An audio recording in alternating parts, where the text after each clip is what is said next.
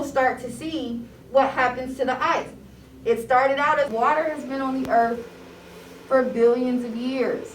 As the water vapor in the air, as the temperature in the air, it's going to cause this to melt and become a liquid. Sharpie marker, and you can draw on your Ziploc bag. The thing I want us to do is we are going to go and look. To keep the virtual students engaged, we use the chat so that they have the chat feature. I'm not one to just keep them completely muted the whole time. I do want them talking.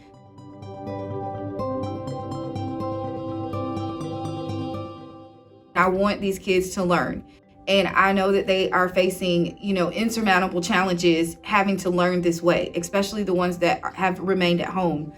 But my biggest challenge is making sure that I'm creating digitally rigorous content for all my students. Using my classroom, I use my laptop, I use my desktop. I also bring my own personal laptop because at times I need to log into multiple Google Meets, and it's easier to do so on different devices than to toggle tabs. There's also the audio enhancement system that's in the back of the room. I'm piloting that. And I have an iPad as well that's on a tripod that I use to videotape myself pre-recorded lessons. Every baby was given a Chromebook to ensure that teachers were equipped to teach in this concurrent environment. So our district has done a tremendous job of making sure we had everything we needed in order to be our best under every situation.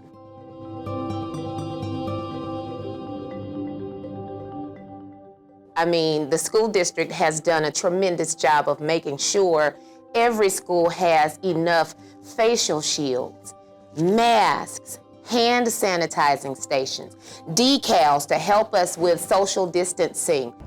The down one's easy. That frown down is just kind of a good little memory trick to remember that.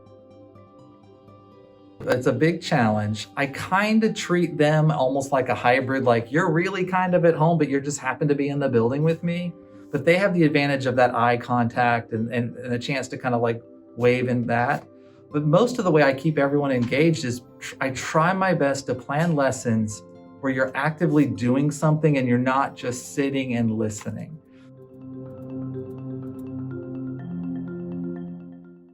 Some of the technology that we've used has made a big difference. We're saving a lot of paper, and we're using technology where I can see their work in real time, as opposed to when they're working on paper and pencil, I'd have to physically look, and I could only look at one at a time.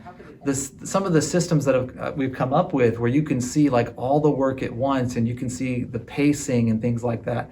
I probably will be a paperless teacher because of this, and I never would have thought I would have been like that before.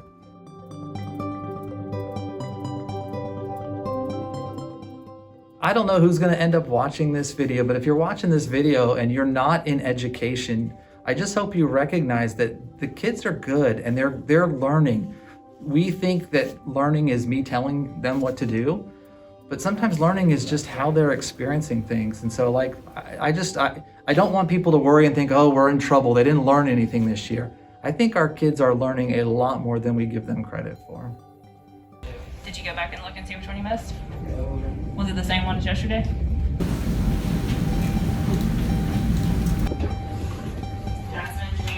Oh. The quizz's code is still.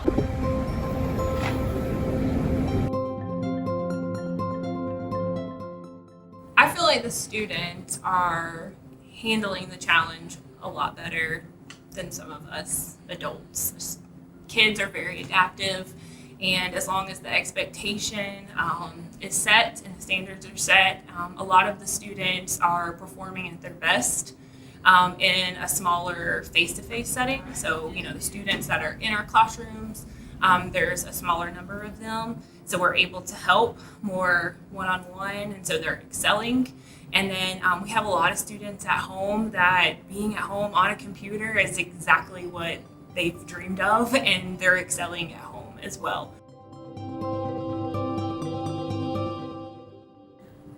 I just want everybody in my classroom. I want to be able to cut and paste and color, and that sounds crazy coming from an 8th grade math teacher, but we do a lot of hands-on things in my class. So I miss that being an option every day. In the midst of a pandemic, teachers are teaching every day and students are learning every day.